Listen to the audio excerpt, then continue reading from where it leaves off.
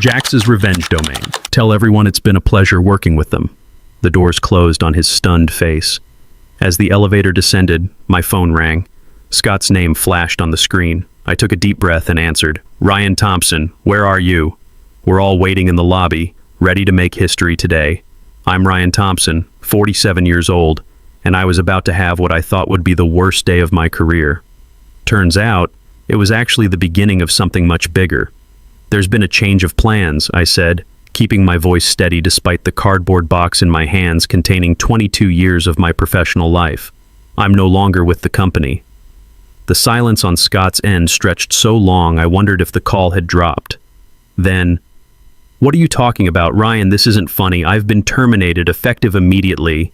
Terminated? On signing day? That's ridiculous. This has to be some kind of negotiation tactic. Nobody fires their lead negotiator on the biggest deal in company history. The elevator chimed softly as we passed each floor. I watched the numbers descend, each one taking me further from the executive suite where I'd spent the last 3 years orchestrating this merger.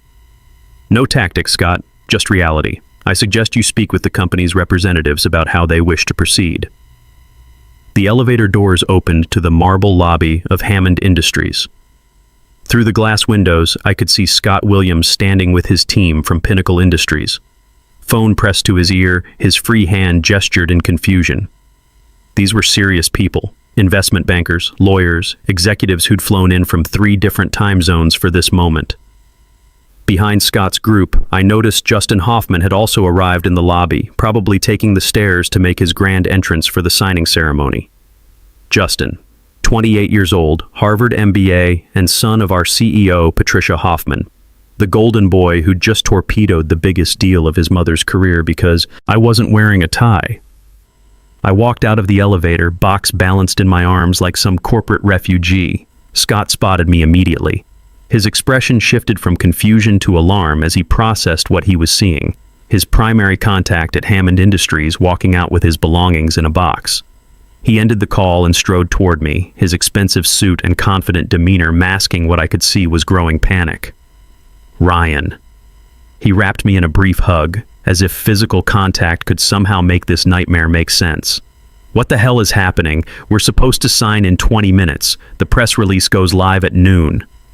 I took a steady breath, very aware that Justin was watching our exchange from across the lobby. The kid had that smug satisfaction written all over his face, the look of someone who'd just flexed his authority and was enjoying the results. Afraid not, Scott. Your lead contact just got fired. Deal's off. Scott's face hardened as he followed my gaze to Justin, who was now approaching us with the confidence of someone who clearly didn't understand what he'd just destroyed. You did what? Scott's voice carried across the lobby, causing several of his advisors to look up from their phones and documents. Justin's expression began to shift from smugness to confusion as Scott's words registered. Behind him, I could see the entire Pinnacle investment team, 8 highly paid professionals who'd been working toward this moment for months, staring at him with growing disbelief. I was just enforcing company policy, Justin stammered, suddenly looking less like a Harvard MBA and more like a child who'd broken something valuable.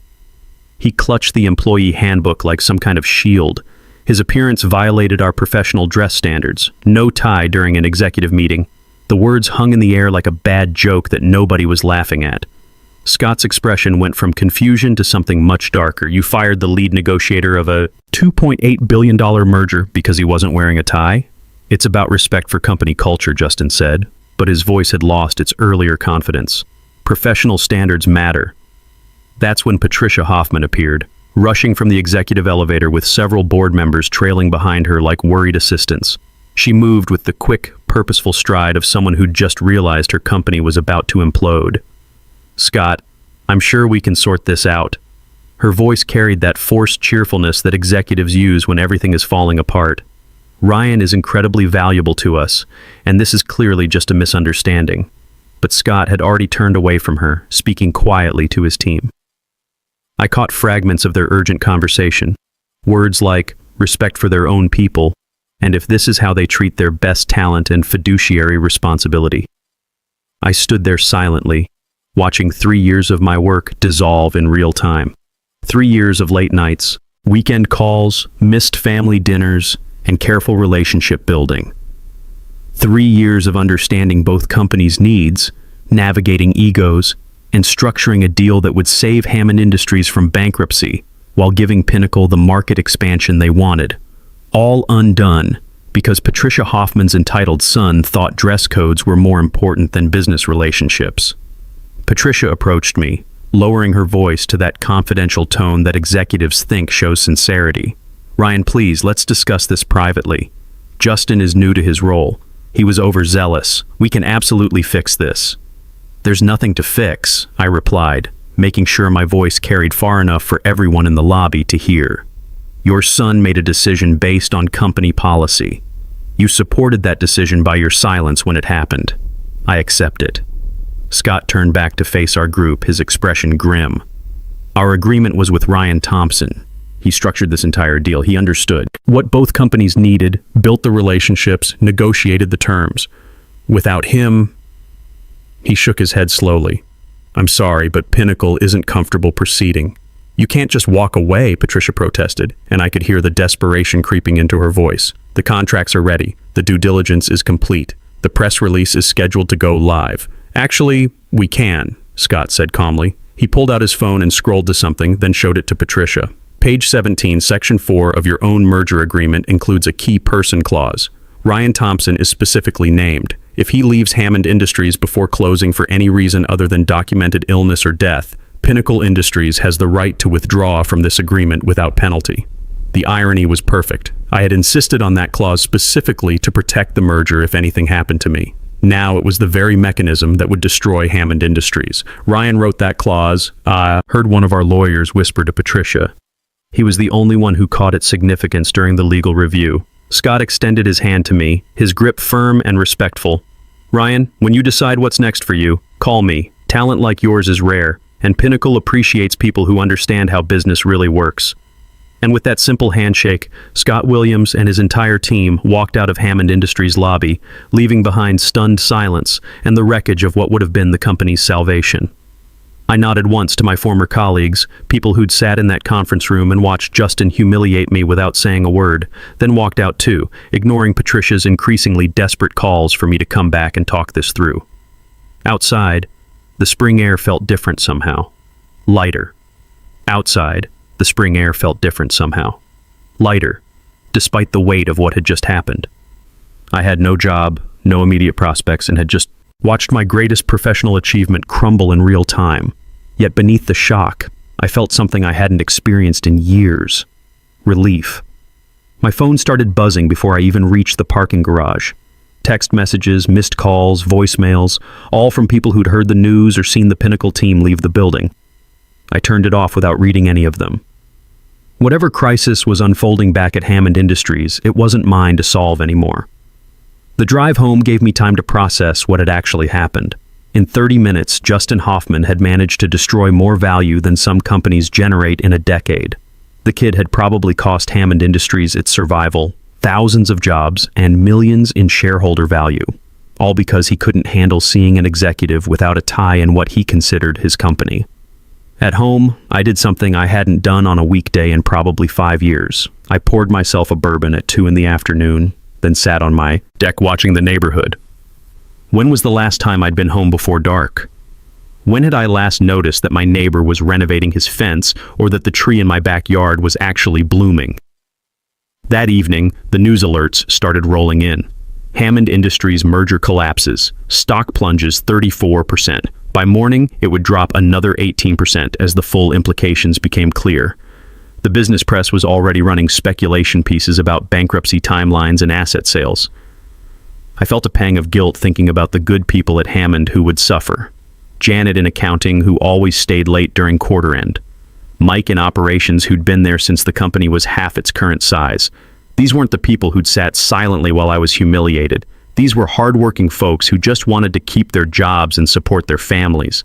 But a stronger part of me recognized that I hadn't failed them. Their leadership had. For the next week, I ignored my phone completely. Let it go to voicemail. Colleagues, journalists, headhunters, former clients, everyone wanted to know what had happened and what I planned to do next.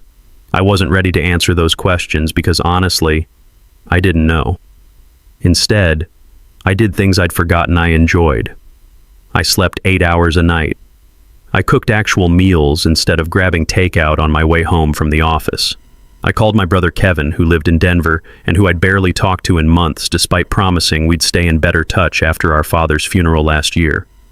"You sound different," Kevin said during our second conversation that week. "More relaxed." "Yeah, well, unemployment will do that to you," I laughed. But it wasn't bitter. It was actually genuine. "I've never heard you laugh like that," he said. "Being fired might be the best thing that ever happened to you." "Maybe," I admitted, staring out at my backyard where I'd discovered I actually had a pretty nice garden that my landscaper had been maintaining without me ever noticing. "But I still can't believe how it ended, Kevin. 22 years of my life. 22 years of 60-hour weeks, missed dinners, canceled vacations, building relationships, understanding markets, creating value. And what did they give you back?" he asked. "What did they sacrifice for you?" I thought about that. The truth was, nothing. I'd given Hammond Industries everything. My time, my expertise, my relationships, my health, my personal life. I'd spent 3 years personally guaranteeing the success of that merger, putting my reputation on the line with every conversation, every negotiation, every late-night call with Scott's team. And the first time Patricia Hoffman's spoiled son decided to flex his authority, they'd let him destroy me without a word of protest. "You gave them everything," Kevin continued, "and they let some kid with a fancy degree and a famous last name throw it all away because of what? A dress code violation?" He wasn't wrong. 2 weeks into my unexpected vacation, Patricia finally managed to reach me. I'd been screening calls, but I recognized her personal cell number and curiosity got the better of me. "Ryan." Her voice was tired, strained. "We need to talk." "Do we?" I asked, genuinely curious what she might have to say. "The board wants to meet with you. The situation here is..." She paused, and I could hear papers rustling in the background. "It's worse than we initially anticipated. Much worse. We need your help." I almost laughed. "Help with what, exactly? Fixing the company? Bringing Pinnacle back to the table? Saving Hammond Industries?" I let that hang for a moment. "The same Hammond Industries that fired me for not wearing a tie?" Her sigh was heavy with what sounded like genuine regret. "That was a catastrophic mistake. Justin has been removed from his position. He's been transferred to a junior role in research. I've been formally reprimanded by the board. The whole thing was handled terribly." I said nothing, letting her fill the silence. "Please, Ryan. Thousands of jobs are at stake here. People who worked alongside you for years, people who respect you and your work. People who sat silently while I was humiliated," I thought. People who watched their colleague get destroyed by a 28-year-old and didn't say a word. But I kept that observation to myself. "What exactly are you offering?" I asked instead. "Come to the board meeting tomorrow. We'll discuss terms. You can essentially name your price." I found myself considering it, which surprised me. Not because I needed the money or missed the office politics, but because there was a part of me, the part that had spent 22 years trying to save companies and build value, that couldn't quite let go of the challenge. "I'll think about it," I said, ending the call. That night I couldn't sleep. What did I actually want from this situation? Money? An apology? Revenge? By morning, I had my answer, and it was bigger than any of those things. I called Patricia back at 7 a.m. "I'll meet with your board," I said, "but not tomorrow. Today, this afternoon. And I'm coming with conditions." "What kind of conditions?" "The kind that ensure this never happens to anyone else again." There was a long pause. "Okay, 2 p.m.? I'll be there." As I hung up, I realized I was smiling. For the first time in weeks, I had a plan. 4 hours later, I walked into the Hammond Industries boardroom wearing the exact same outfit I'd been fired in: khakis, dress shirt, blazer, and deliberately no tie. The message wasn't subtle, but then subtlety hadn't worked for me before. The board members rose when I entered, which was interesting. 2 weeks ago, they'd sat silently while Justin humiliated me. Now they were standing like I was some visiting dignitary. Their expressions ranged from desperate hope to embarrassed discomfort. Patricia looked like she hadn't slept in days. Justin was notably absent. "Thank you for coming, Ryan," the chairman said. He was a guy named Robert Walsh who'd been on the board for about 8 years but had never said more than hello to me before this crisis. "We really appreciate your willingness to discuss the situation." Let's skip the pleasantries, I replied, taking a seat at the table where I'd presented quarterly reports dozens of times. In the 2 weeks since I left, your stock has fallen 62%. 3 major clients have announced they're reviewing their contracts with Hammond. The business press is running daily speculation about when you'll file for bankruptcy, uncomfortable shifting around the table. A few board members exchanged glances. You've lost the Pinnacle merger, which was your last realistic chance at survival without major restructuring. Even if I could somehow convince Scott to reconsider, and that's a significant if, the terms would be substantially worse now. Pinnacle holds all the leverage. We understand the gravity of the situation, Patricia said. She looked older than I remembered, like the stress was aging her in real time, but we have to try something. Do you? I asked. Because from where I'm sitting, it looks like you've already made your choice. You chose Justin's authority over business relationships. You chose dress code compliance over a $2.8 billion deal. You chose silence over defending the person who'd spent 3 years saving your company. The room went quiet. I could hear the air conditioning humming. Why should I help any of you? I continued, looking around the table and meeting each person's eyes. Every single one of you was in that conference room 2 weeks ago. Not one of you spoke up for me or questioned what was happening. You sat there and watched your colleague get destroyed by a 28-year-old kid, and you did nothing. More uncomfortable shifting. The chairman cleared his throat. We made a terrible mistake, he admitted. A catastrophic error in judgment. What would it take for you to consider returning? I reached into my bag and pulled out a folder my attorney had helped me prepare the night before. These terms are non-negotiable. I placed it in front of him, watching his eyebrows rise as he read the first page. He passed it to Patricia, whose face went pale, then to the other board members. I could see their expressions change as they absorbed what I was asking for. This is extensive, Patricia said finally. Yes. Full reinstatement as chief operating officer at triple my previous salary. A permanent seat on this board. Complete autonomy over strategic decisions. A substantial equity stake in Hammond Industries. I paused. And a public statement acknowledging the error in my termination. Triple salary seems excessive, one board member objected. Does it? How much is Hammond Industries worth today compared to 2 weeks ago? How much would successful completion of the Pinnacle merger have been worth? I let that sink in. I'm essentially asking for a small percentage of the value that was destroyed when you let Justin fire me. Robert read further into the document. This clause about new ventures. You want majority ownership of any new business initiatives you develop while employed here? 60% ownership for me, 40% for Hammond Industries. Any resources I use will be properly compensated, all arrangements documented meticulously. That's highly unusual, another board member said. So is firing your chief operations officer over a tie on the day of your biggest deal in company history, I replied. Consider it insurance against future misunderstandings about whose judgment matters more, mine or whoever happens to be the CEO's relative. They looked at each other. I could see the silent conversation happening. Glances, slight nods, barely perceptible head shakes. They were calculating. How much was Hammond Industries worth without me versus how expensive I'd become with me? Finally, Robert spoke.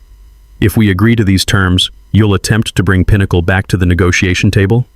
I'll try. I can't promise success. The relationship damage is significant, and Scott Williams is a smart businessman. He knows you revealed something important about Hammond's decision-making process when you let Justin fire me. Trust, once broken, is hard to rebuild. Another round of silent board member communication. Robert pushed the contract back to me. It now bore his signature. Done. One by one, the other board members signed.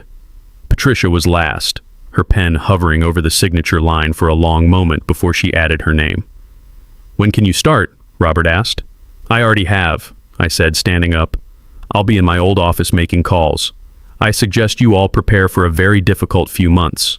Rebuilding what was destroyed won't be easy or quick. As I headed for the door, Patricia called after me. What about Justin? I paused. What about him? He's still employed here in the research department. Will that be a problem for you? I smiled. Not for me, no. He'll have to live with the consequences of his choices.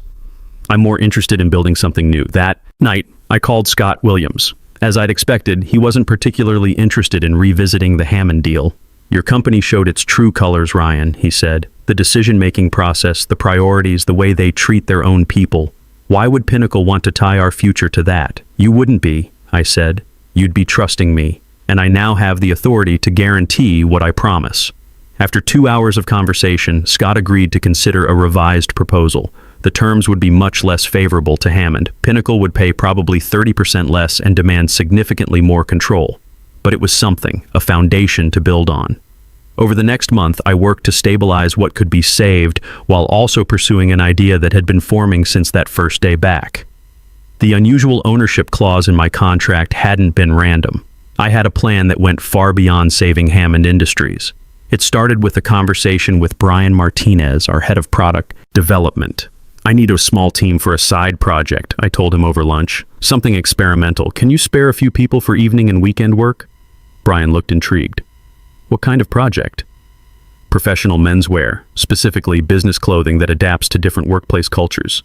He seemed surprised. "That's not our industry." "No," I agreed, "but it's a market with problems that need solving, and my new contract gives me the freedom to explore new verticals." Within a week, Brian had assembled 4 of his best people. They were excited about the creative challenge, designing clothing that could transition between formal and casual, traditional and modern, all while maintaining the highest professional standards. We called it Executive Edge, and it was going to change everything. 6 months later, Executive Edge was ready for launch.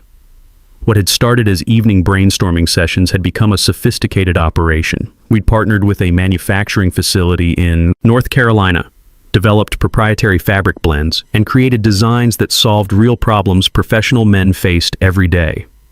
I began wearing our prototypes to work. Suits that could transition from boardroom formal to business casual with simple adjustments. Shirts with convertible collars. Jackets with subtle, removable elements. No one commented directly, but I noticed people watching, asking questions about where I shopped. The day before our official launch, I called a company-wide meeting. Everyone attended. They knew something big was coming. As I walked to the front of the conference room, I spotted Justin sitting in the back row, trying to blend into the wall. 6 months in a junior research role had significantly diminished his presence. "Thank you all for coming," I began. "Today marks an important milestone for Hammond Industries. We've weathered our crisis, stabilized our core business, and now I'm ready to announce something new." Patricia sat in the front row, looking confused. This wasn't on her agenda. For the past 6 months, a small team has been working on a special project, one that represents not just innovation, but transformation. I clicked to display our first slide, the Executive Edge logo. I'm proud to introduce Executive Edge, professional menswear designed to adapt to changing workplace environments and standards. Murmurs swept through the room as I showed images of our designs. These aren't just clothes. They're solutions. Every piece addresses specific challenges professional men face daily. I gestured to my own suit. "Take what I'm wearing, standard business suit at first glance. But watch." I demonstrated the adaptability, collar adjustments, removable elements, style transitions. The room watched in fascination. No more buying multiple wardrobes for different workplace cultures. No more anxiety about arbitrary rule changes. I advanced to financial projections that made several executives sit straighter. Market research indicates significant demand. We've secured manufacturing partnerships, distribution channels, and a marketing strategy built on authentic storytelling. I paused, meeting Justin's eyes across the room. Every Executive Edge piece includes a tag explaining its inspiration. The story of how a single arbitrary judgment, a missing tie, nearly destroyed a company and derailed a $2.8 billion merger. Complete silence. Everyone knew exactly what I was referencing. That incident revealed something crucial. When professional capability becomes secondary to superficial compliance, everyone loses. Executive Edge offers a practical solution. I clicked to our launch announcement. Tomorrow. Thanks to my employment contract granting majority ownership of new ventures, Executive Edge operates independently with Hammond retaining 40% ownership. All development costs have been properly compensated and documented. Patricia stood up. "Ryan, this is news to the board. Shouldn't we discuss timing? My contract provides autonomy over this venture," I replied smoothly. The timing isn't negotiable, but your support is welcome. The launch exceeded every projection. Press coverage focused on both innovation and origin story. Fired over a tie, how one executive turned humiliation into innovation became a viral headline. Orders overwhelmed our initial inventory. Professional men across industries responded to the practical designs and the message behind them. We weren't just selling clothes, we were selling dignity, adaptability, and professional confidence. 2 weeks after launch, Scott Williams gave an interview mentioning Executive Edge. "I wear their suits now," he told a reporter. "Best business wear I've owned, and I appreciate supporting a company that values substance over appearance." The interview went viral. Orders tripled overnight. 3 months later, Executive Edge had become a phenomenon. We expanded into accessories and workplace essentials, each piece maintaining our core philosophy of professional adaptability. Our financial results spoke for themselves. Executive Edge generated more first-quarter revenue than Hammond Industries' core business. The 40% ownership stake had become the company's most valuable asset. Meanwhile, the restructured Pinnacle deal finally closed. Less favorable terms than the original, but enough to ensure Hammond's survival. Scott made his continued support conditional on my leadership, a point he emphasized publicly. On the anniversary of my firing, I called one final company meeting. The atmosphere was celebratory rather than tense. 1 year ago, I was fired for not wearing a tie, I began, wearing our latest design. Today, I want to talk about growth, not just revenue, but understanding. I displayed Executive Edge's remarkable trajectory. What began as response to arbitrary judgment became something larger, a movement celebrating substance over superficiality. I announced Executive Edge's transition to full independence, with Hammond retaining its profitable ownership stake. Then I revealed my final surprise, a foundation funded by our profits, providing grants and mentorship to professionals facing workplace discrimination. The fellowship program includes opportunities for those who've made significant professional mistakes and demonstrated genuine growth, I said, looking directly at Justin. After the meeting, Justin approached me, the first time since that day a year ago. "The fellowship program," he said quietly. "Is it real?" "Everything I do is real," I replied. "Would I be eligible?" I studied him. The entitlement was gone, replaced by something like humility. The application process is rigorous. Comprehensive self-assessment, growth plan, no special treatment. He nodded. "I understand. I just need to become someone different." 2 months later, Justin applied and received an alternate fellowship position. His message afterward was simple. "Thank you for the opportunity to be more than my worst moment." Executive Edge grew beyond my wildest projections. What started as response to humiliation evolved into an enterprise empowering thousands of men to navigate workplace challenges without compromising their dignity. The revenge, if you could call it that, wasn't Justin's diminishment or Hammond's struggle. It was transforming a moment meant to shame me into a movement that elevated others.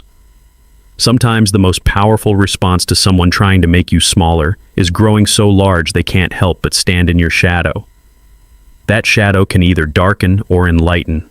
The choice is yours. Thanks for staying with my story. If this resonated with you, I'd love to hear what struck you most.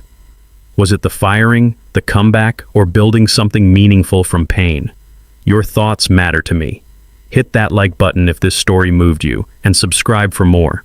There are always more stories to share, and I'd be honored to have you along for the journey.